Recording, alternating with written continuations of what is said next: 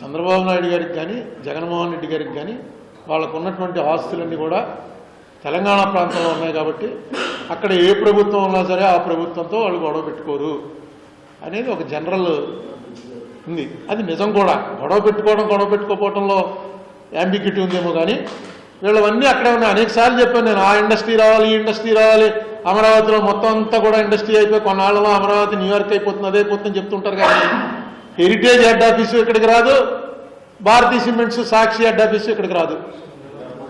ముందు head office వస్తే ఇక్కడికి ఏదో లెక్క ఉంది, హెడ్ ఆఫీస్ నుంచి కలెక్షన్ చేసిన ట్యాక్స్ అంతట్లో షేరు ఆంధ్రాకి వస్తుంది.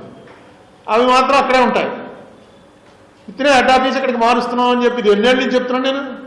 ముందు మీ హెడ్ ఆఫీస్ ఇక్కడికి మార్చండి, విజయవాడకో గుంటూరుకోను, జనం అంతా అక్కడే పనిచేస్తున్నా హెడ్ ఆఫీస్ ఇక్కడికి మారుస్తున్నారంటే డైరెక్ట్గా ట్యాక్స్ డిడక్షన్ అది మనకు వస్తుంది షేరు. అది కూడా ఎవడో పట్టించుకున్నట్టు. కానీ ఏంటో అసలు నాకు ఒక్కసారి అర్థం అవ్వదు, మన ఎక్కడికి పోతుంది మన రాష్ట్రం.